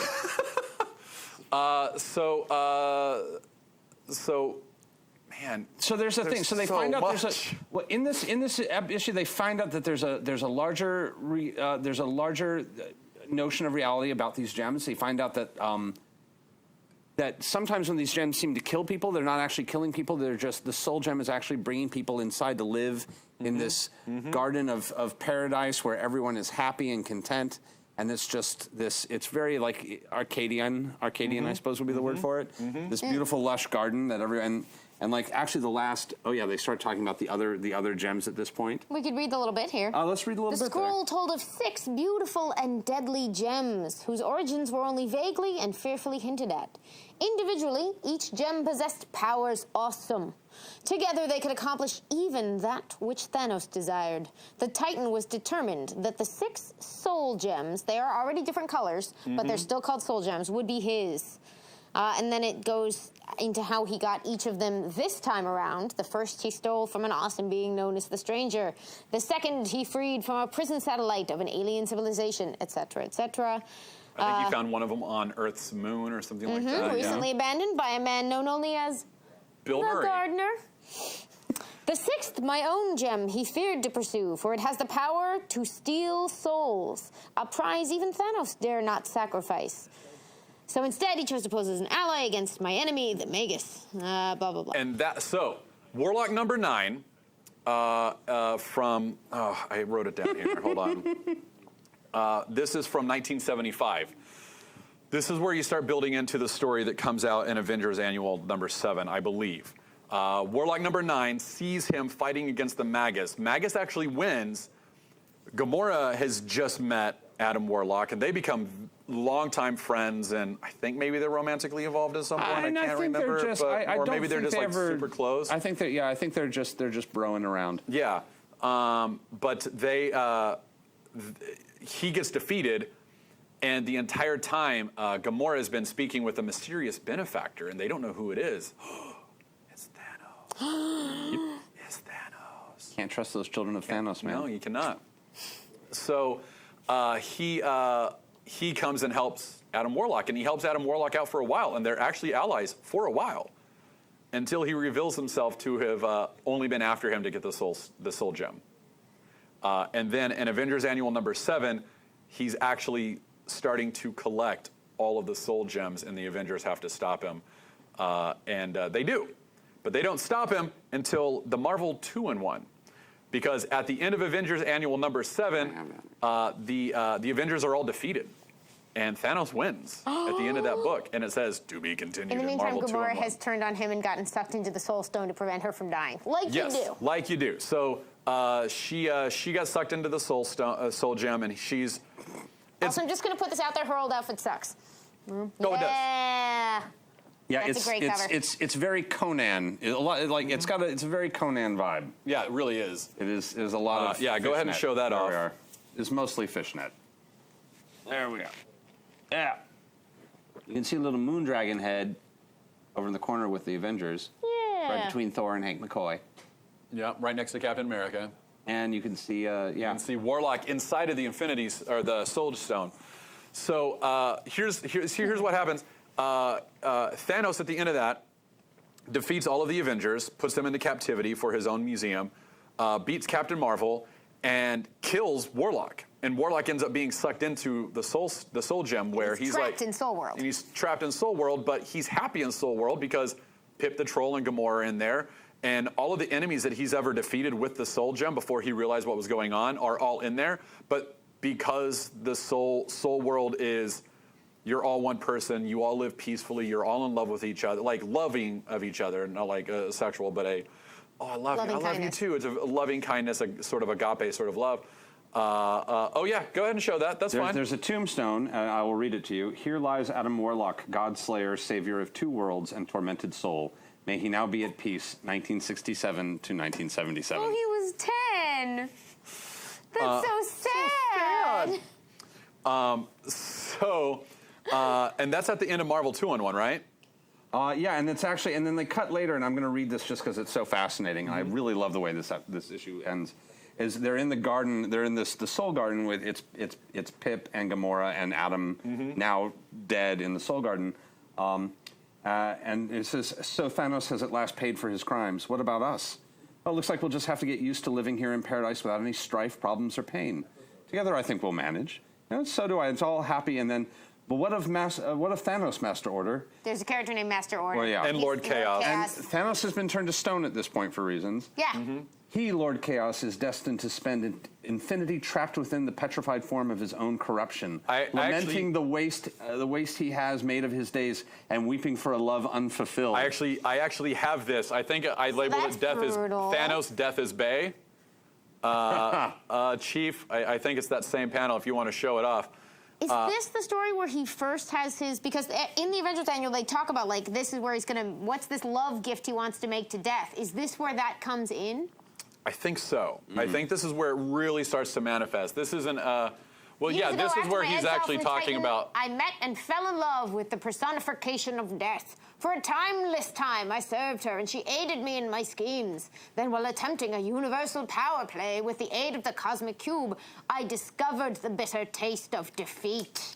Captain Marvel and the Avengers were the cause of this frustration, but I swore to regain her favor with a stellar token of my love, the likes of which has never before been witnessed by the cosmos.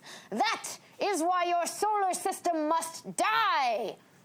Who would find that? Who would be like, oh, well, now that you've explained it.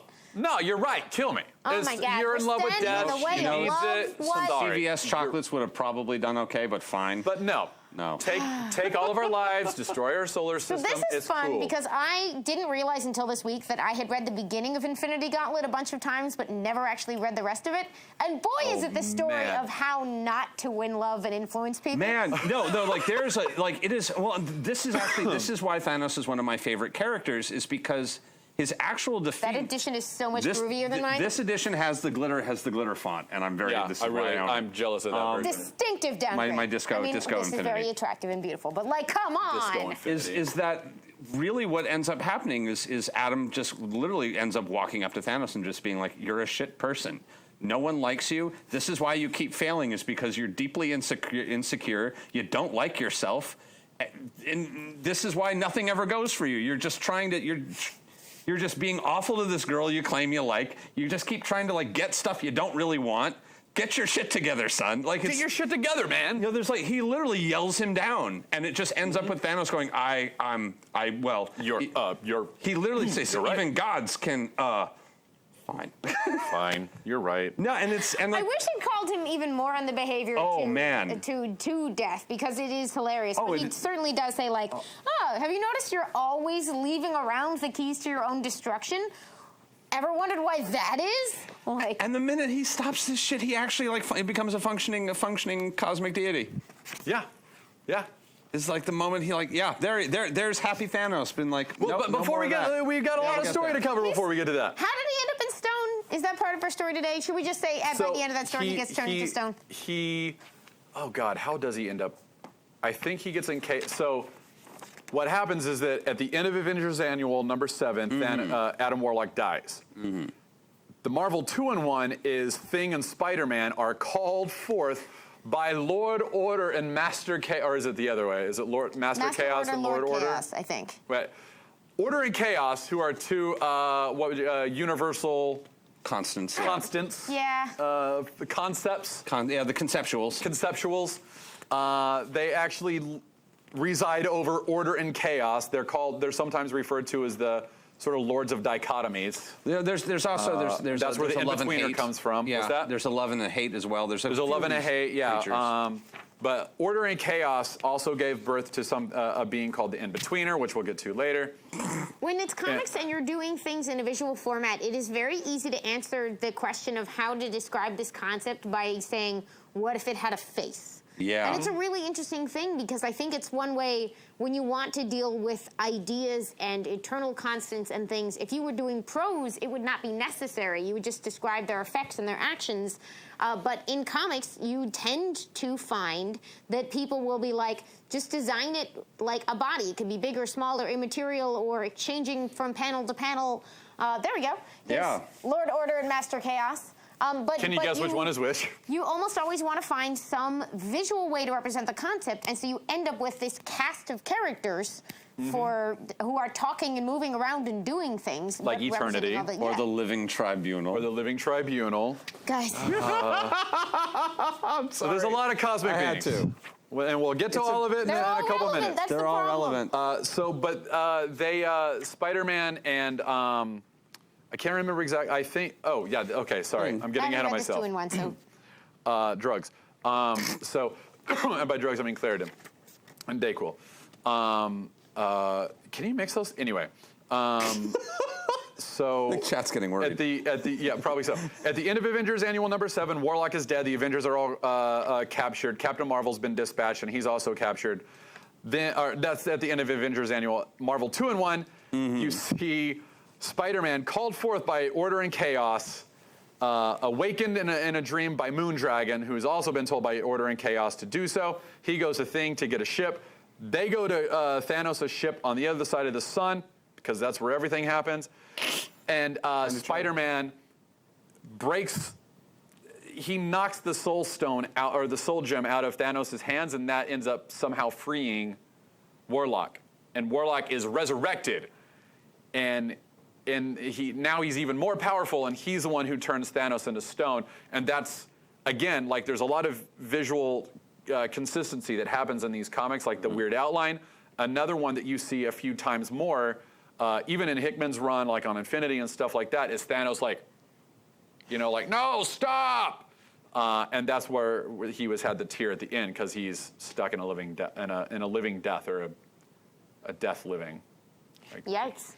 So he's stuck, petrified, but aware of it. It's fun to be Thanos. But he pretty much deserves every bad thing that absolutely happens. he does. So.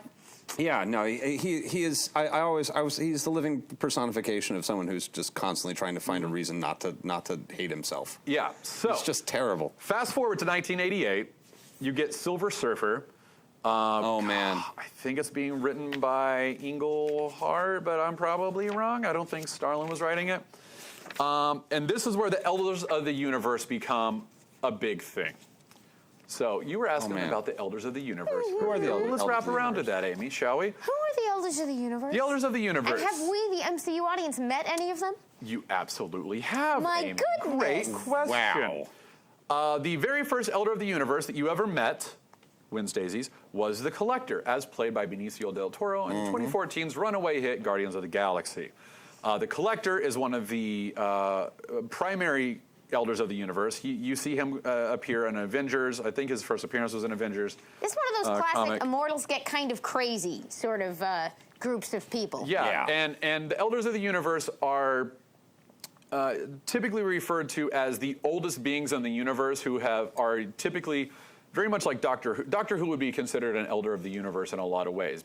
Doctor Who, the Doctor. Because he is the sole survivor of a planet that was decimated, and has lived for eons of time, and has. He's not quite at elder status, but he's they do not have at a lot elder in common. status, but they do. There are commonalities. I'm trying to put it into for people who haven't read, for our audience who hasn't read Marvel. That's kind of the only. The elders are not that different from any number of villains he might encounter. Basically, like Also crazy true. aliens who've been around forever and developed weird hobbies and take it out on strangers. Also sometimes. very true. So the Collector's weird hobby is pretty self-evident. He collects things. He loves rare things, and he has just giant museums all over the cosmos where he keeps his his weird collection of rare things. Like an Adam Warlock cocoon, as seen in Guardians of the Galaxy, or a Howard the Duck, last person of his his race or whatever. Who knows? Another one is the gardener. Wonder what he does. He has a big awesome garden. He gardens. It's really what he does. Yep. But these beings are all millions of years old. They've all existed since time immemorial. They were like some of the first beings ever created in our universe. And in Silver Surfer, we discovered that they really fucking hate Galactus. And Galactus Galactus is on your cup. Galactus's only real response to that is, I think they're just mad at me because I'm older than them.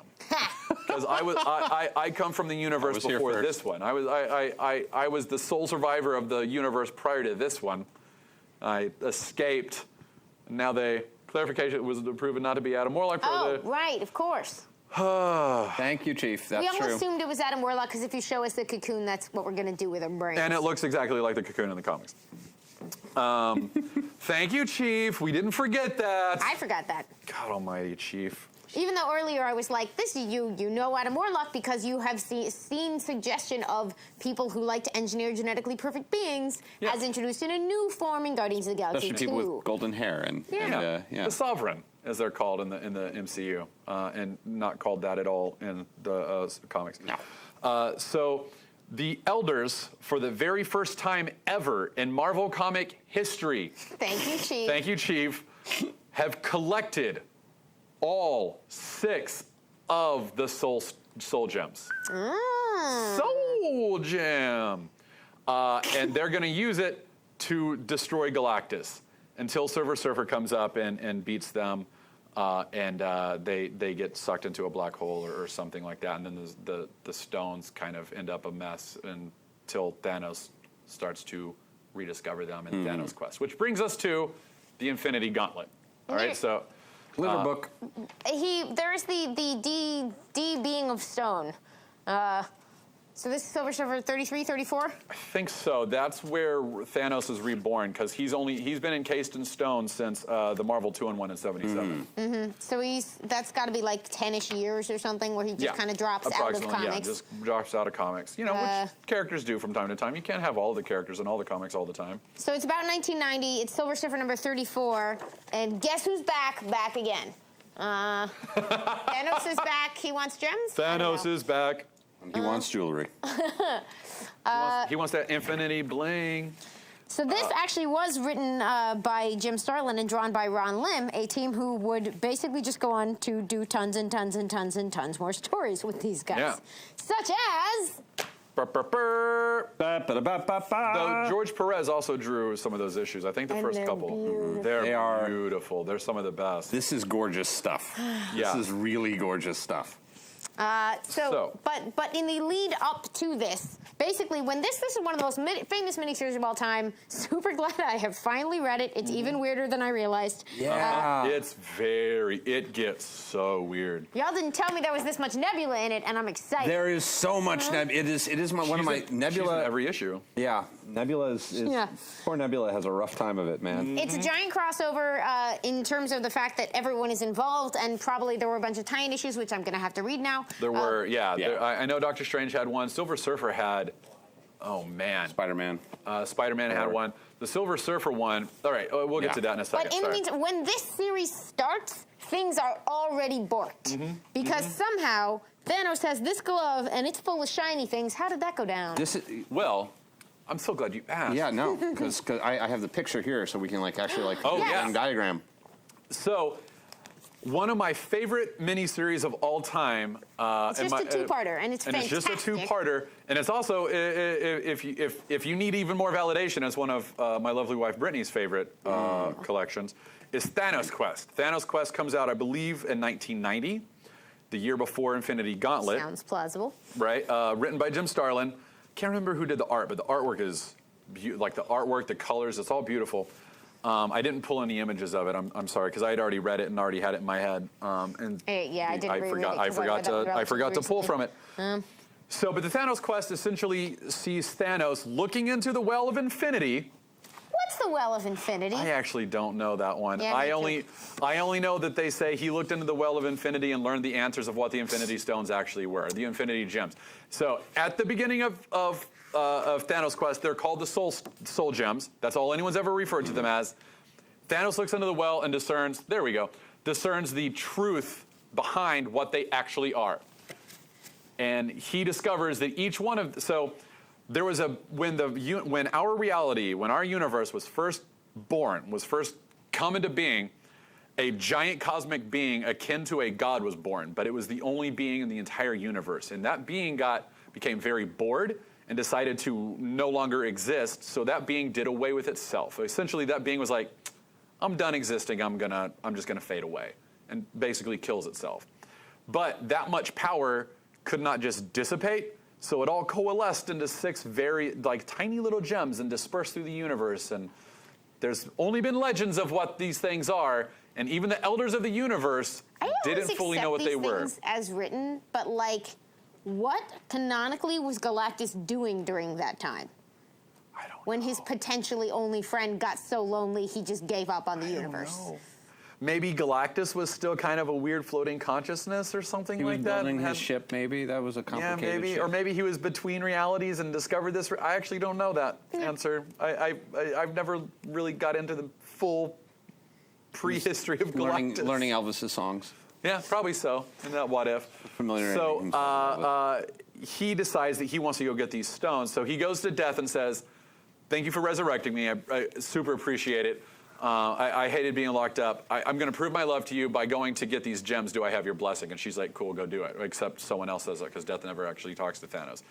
Which is a cool thing, by the way. He's sort of obsessed with Death, but she is always communicating through spokespeople, and basically, it is hard to tell how she actually feels about anything, which is going to come up. Which is really, which is going to definitely come up. Such a fun dynamic between the two, because it eventually starts driving Thanos nuts that she won't actually talk to him. She just stares at him while someone else talks. Because there's certainly also a sense that, he loves Death, but he doesn't really want to serve her. He wants to, be her equal, and so he sort of is like, you want me to go get all that power, right?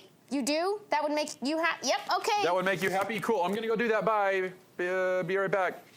So, that's where Thanos' quest starts, and he first goes to the In-Betweener, where he fools the In-Betweener into giving him his stone, and his stone is? According to the map, although I think this map might be wrong. So here's where they decide that each of the gems has a power over a different element of the world. Yeah, that had never been Does the In-Betweener have the soul gem at that point? You know what? He does. He has the soul gem. He has the soul stone, the soul gem. Oh, MCU. So I will say a quick side note. According to the Marvel universe, every universe has a set of gems. Mm-hmm. Every universe has their own distinct Infinity gems that only work in that universe. Like if you took the Heart stones or well, that's the thing. It's gems. another universe. They're called gems, stones, rocks. They have different names and different. So you're saying I should stop fighting them on this? I mean, just let them be Infinity Stones. In one universe they're stones, in the other one they're gems. In our universe, they're gems. The MCU is just gone. And by our universe, we mean the fake world of comics. The 616. We can't tell the difference. Nope. Not anymore. Live in my head. Not after this week. What's so great about Thanos' quest is that the way that he tricks all these other elders of the universe into essentially giving him their gem. And he uses their own strength against them in a lot of ways because he knows what these gems actually do and no one else does. He's essentially at this point the only being who knows what they are. He's actually the one that says, let's stop calling them soul gems and let's call them what they are. They're infinity gems. Let's call them that because that's what they have infinite power. So he goes to In-Betweener, gets the power from him. Is the MC take? Yes. Yeah. Yeah. That is all Thank true. you, Chief. Thank it's all you. true.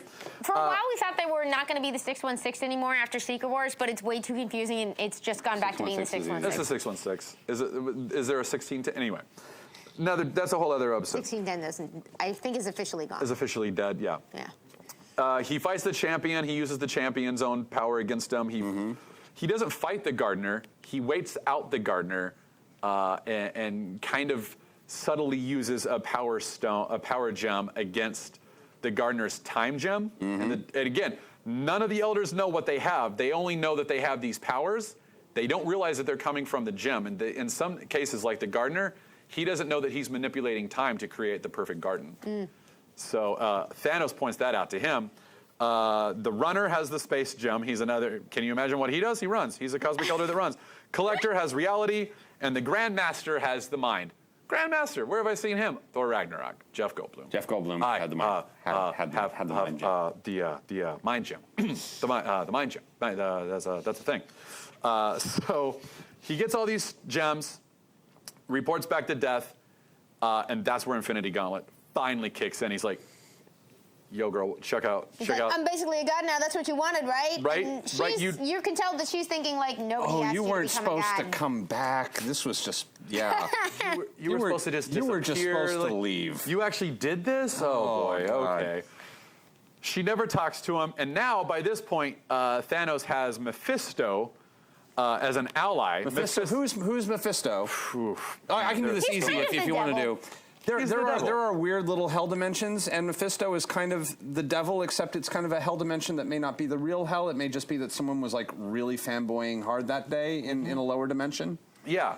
Yeah. Because there's also Satanish, who rules over the Satanish dimension. He's almost like an interdimensional demon in devil cosplay. So he's not like. That's actually a really good way to put it. He's so Is arch. he But the one- it's a good idea to, in general, treat him as you would treat the devil. Should I Yeah. believe this person? No. Should I make a deal with this person? No. Should I let him hang out while I have an Infinity Gauntlet?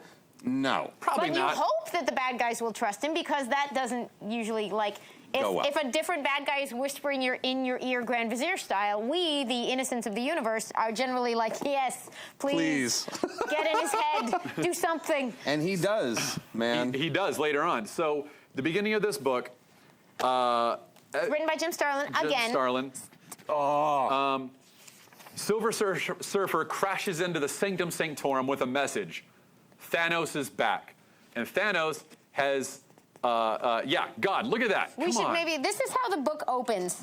Like, talk about you want your big starts. First of all, amazing panel design here, giving you a sense of scale as you come into this world. Love and it. then, whoa-bam! Thanos got all the stones, and Mephisto's already doing his sort of Shakespearean talk him up act. Thanos is just very on Faustian. a little asteroid, just like working out what his Burning Man art installation is going to be. And look at this. And this, Look at and this. and this, by the way, for any of you who know that I love Doctor Strange, is some of the first Doctor Strange comics I ever read was Infinity War and Infinity Gauntlet. That's where That's I how first started to really fall in love with him. Yep.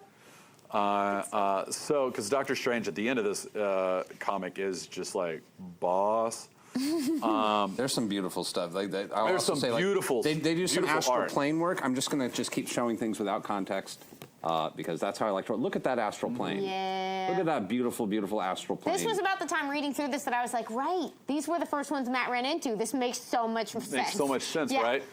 Deep philosophical. Doctor Strange is awesome. All right, yeah. This is where Matt's comic fandom was born. Doctor Strange is chilling at home. His cape is hanging out in the corner. Yeah. Wong is hanging out being awesome. And crack, something comes through the window. And it's Silver Surfer, and Silver Surfer's like, oh shit, dog! Like Thanos is back, and he's got these Infinity Gems, and I don't know what's gonna happen, but we've got to stop this guy. And Surfer is extremely tough. So if Surfer crashes through your front door, you've got problems. You got problems. Yeah, you've got some real problems. Not only that, but Silver Surfer is shaken by what he has seen and is panicked and is grabbing Doctor Strange like with like abject fear on his face, like we've got to do something. We're all gonna die. We're all gonna die. so and he's not that kind of a person. For the sake, because we are starting to curl into time. I know. I'm so sorry. I'm What really is bad at this. Thanos' plan?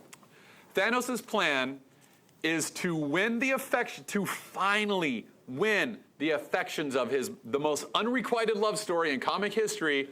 He's gonna win the hand of death. He's going to Death is win literally her death. heart. She has a lady face part of the time and a skeleton face part of the time, but she's just death. She's just death. She is not in the comics the same as Hela, god of death, although we have a lot of speculations about how that'll go in the movies. We don't know. Yeah, we don't know. And essentially he says, I'm going to give you what no other lover ever has. Do you want me to kill half the universe? Because I will. Snaps And he his snaps fingers. his fingers. And half the universe blinks out of existence into Half death. the animals In issue 1. in issue in one. issue 1. And they actually die.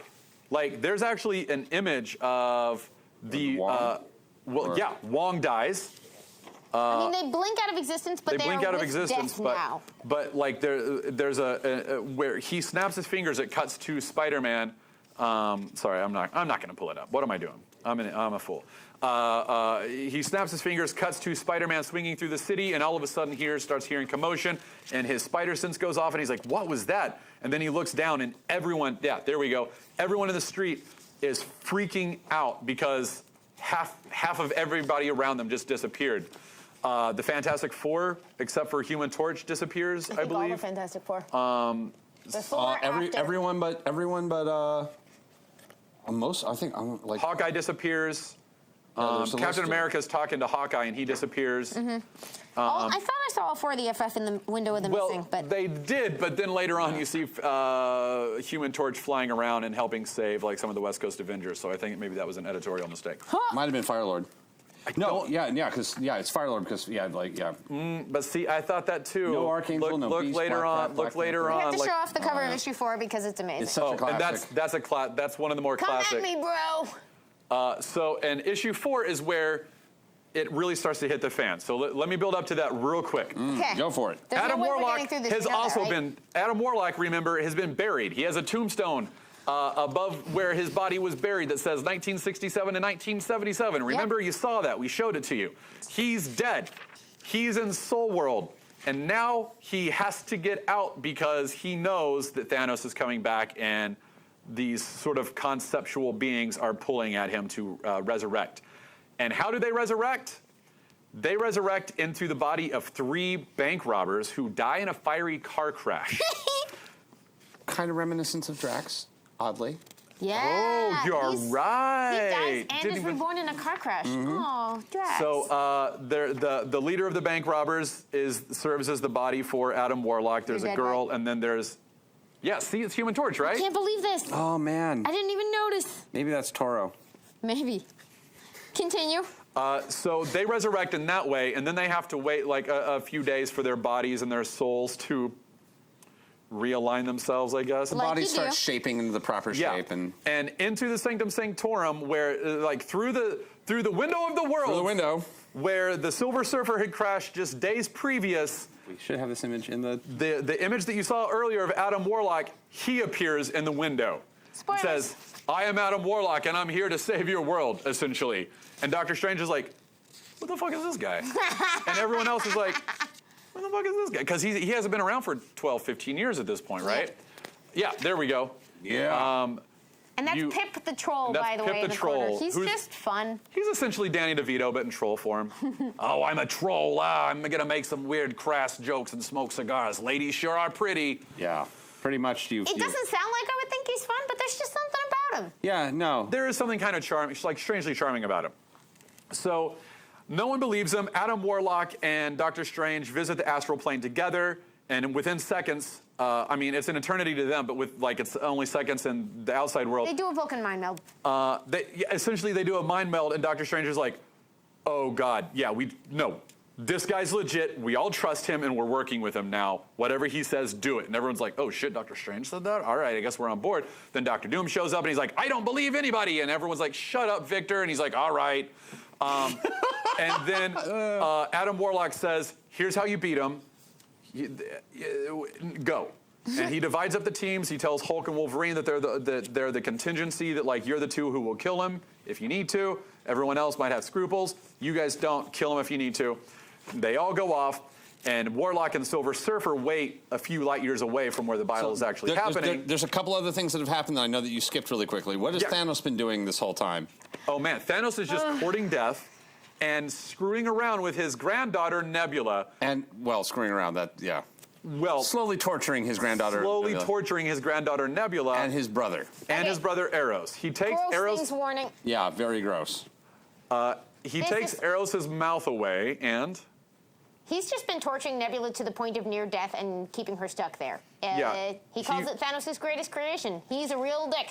Yeah, and he refers to it as waking death.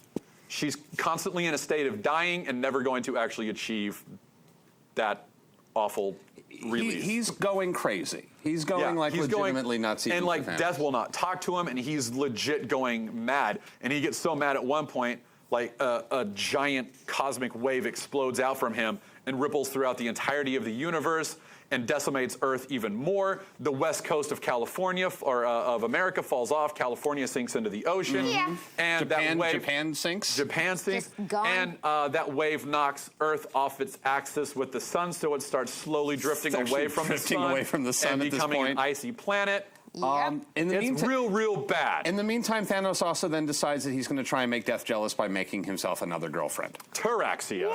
Is it Taraxia? Or Galaxia? Taraxia? Taraxia. Yeah. No, So, it's Axia. This is a weird thing where, like, I did not realize that character existed.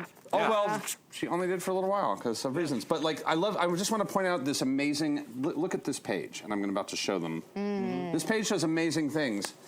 There's so much brilliant. There's so much acting in body language out of Death, who does not ever say anything or change her facial expression. And you can see that it's him trying to like make her jealous, and it's the back and forth of his face and her walking away, and then it goes, and then it's that shot of the Temple of Death that he erected, and then immediately into a juxtaposed Avengers mansion that is just crumbling. Interesting. Isn't that fascinating? Beautiful. And Death is walking away like, Yeah. you created great, all right, Cool. legit, don't care, whatever. And you can see in that one of those images, like Thanos is like, yeah, and then an image below it, he's like, but that's the girl This was I supposed to created make what you I mad. want, but she's what I actually want. I'm he's- still a loser. He's just whiny, and everybody shows up. Yeah, so this is the come and get me issue. That's number 4. Everyone finally shows up, and as Adam Warlock is patiently waiting a few light years away with Silver Surfer's like, those are my friends? I need to be in there helping win? And Adam Warlock basically says, yeah, but they're not going to win. They're all pawns. They're all going to die. I sent them to their deaths.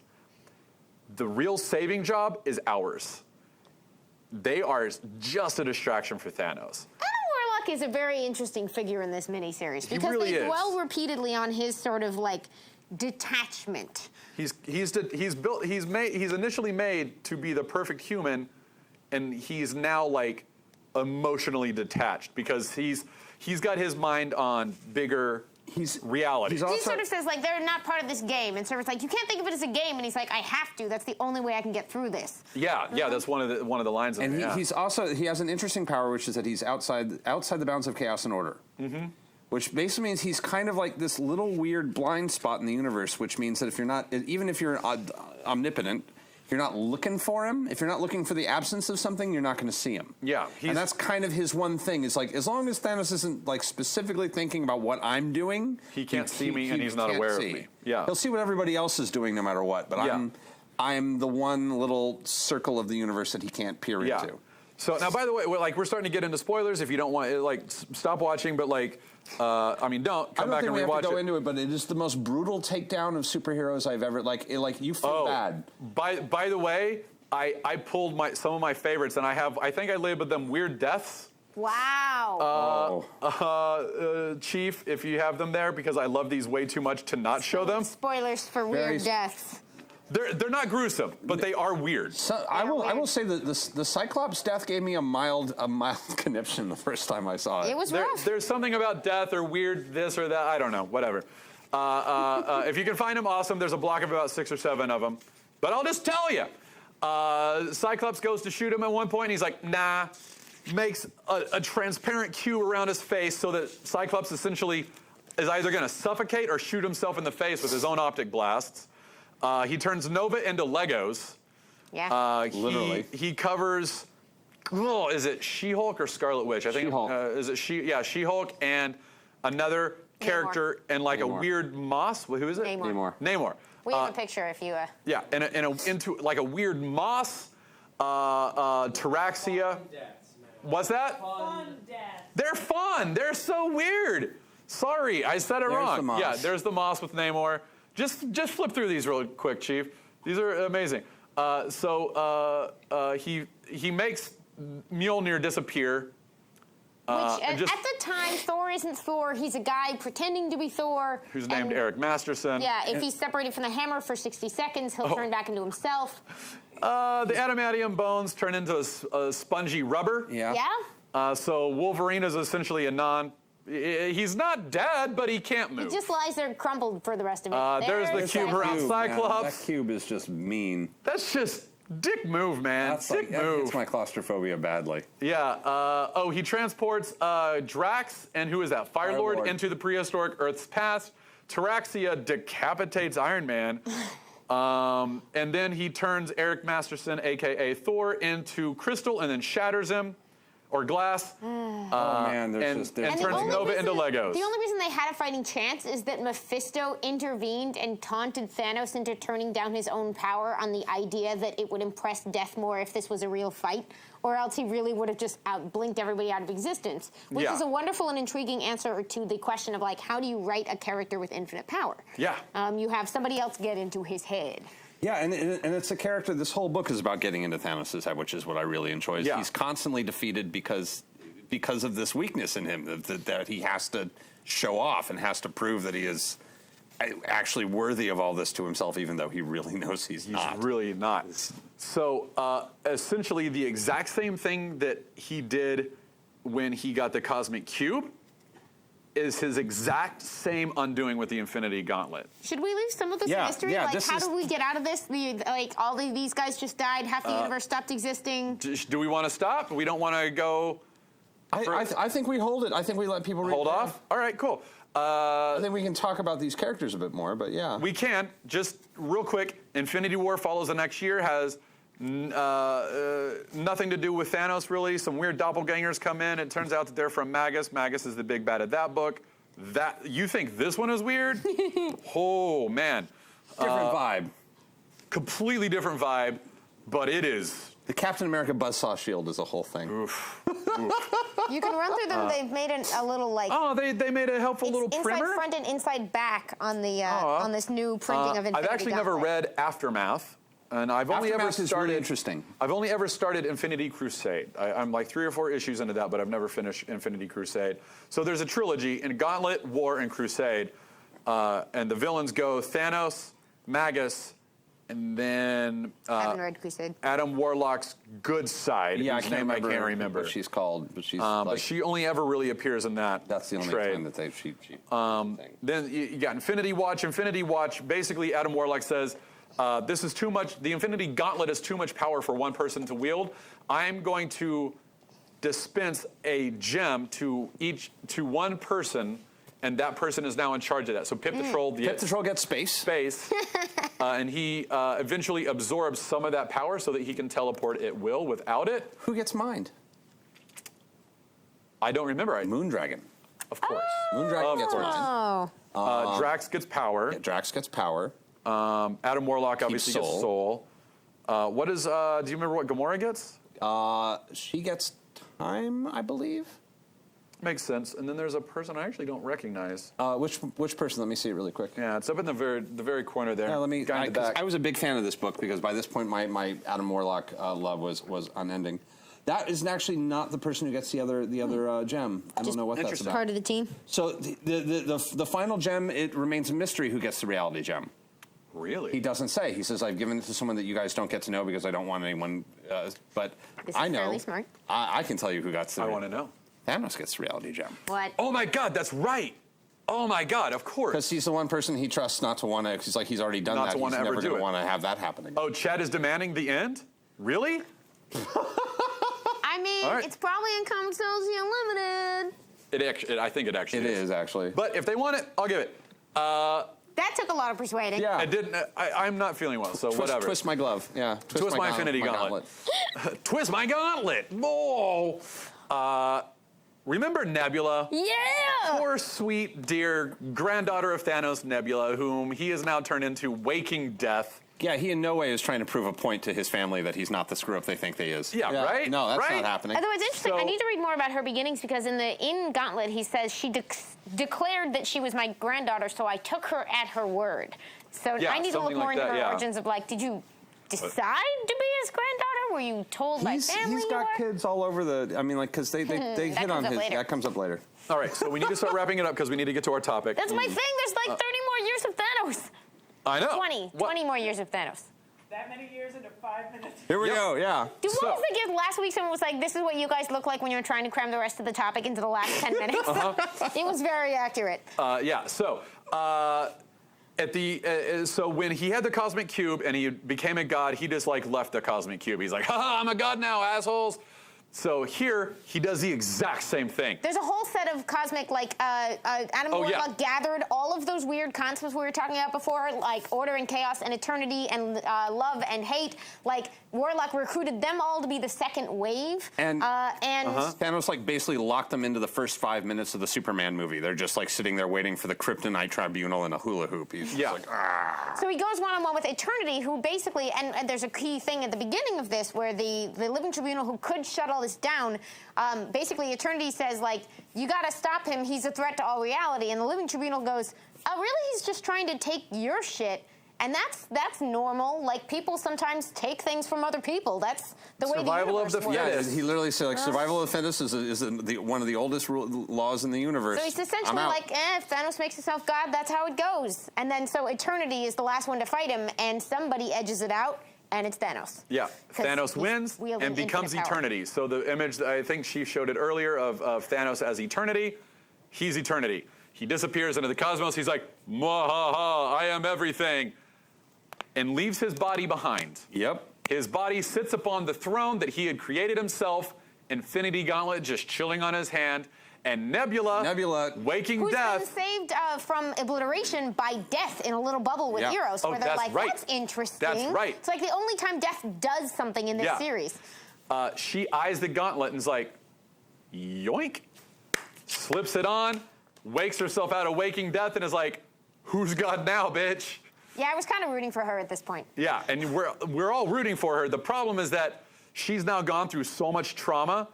The fear is that she's going to pull the rest of reality into her trauma and make reality into her own traumatic image. Just, catatonic the universe. Yeah, it's cuckoo pants. Adam Warlock is like, okay, so it's great that Thanos was beat. This could actually be worse, but accidentally.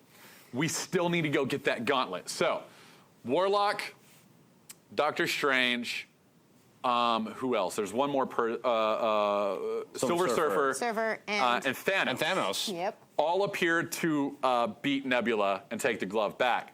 They eventually do. The gauntlet rolls away. Everyone fights over it.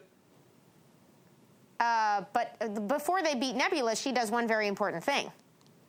Resets the world. Puts the world back 24 very important story hours. Because she's got the time gem. She can do that.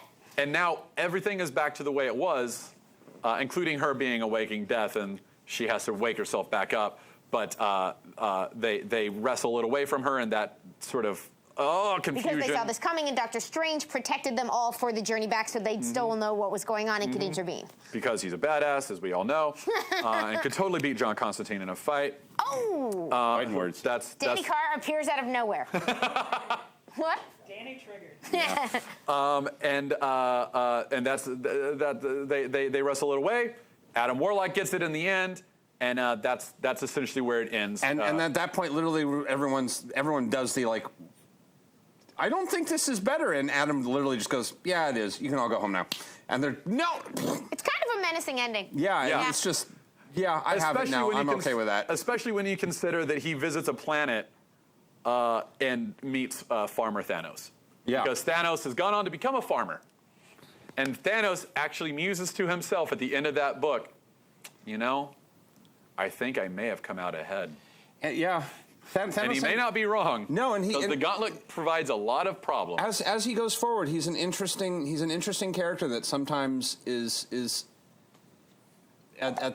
sometimes the villain of these big cosmic events, or is often kind of a triggering event to kind of help keep the universe moving.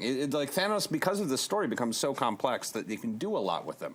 He can be the big villain again, or he can be this kind of, I don't want to say heroic, but definitely a force for putting things in a certain perspective on occasion.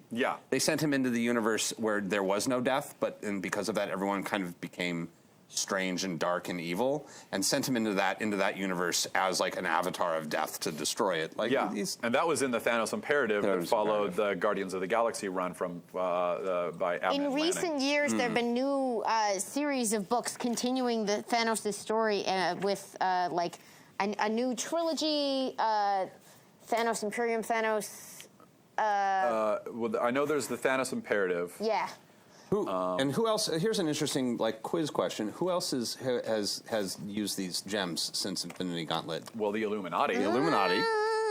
Which is a point of contention for Ms. Dallen, but love we don't that have. We story. don't. I love the story too, but we don't That's have time a to get whole into it. other That's a whole episode. other episode. Also, Thanos Part 2. Also, the 2000s. There's one other person who managed to almost collect all of them. Oh, the Hood. The Hood. That's right. And the Avengers. Yeah, who was that? Romita Jr. drawing that, I think.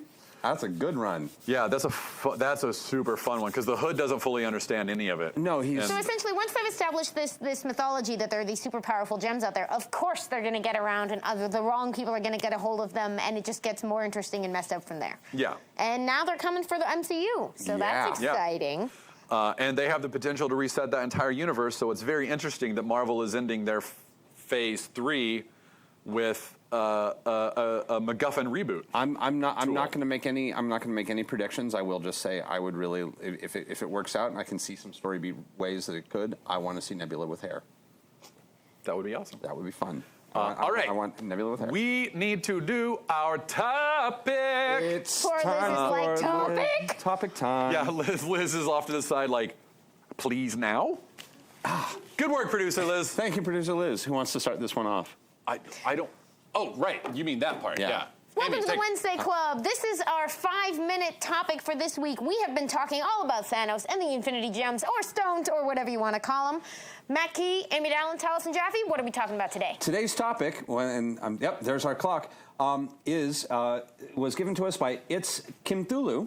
The topic is, Nice. The Infinity Gauntlet fell into Sesame Street.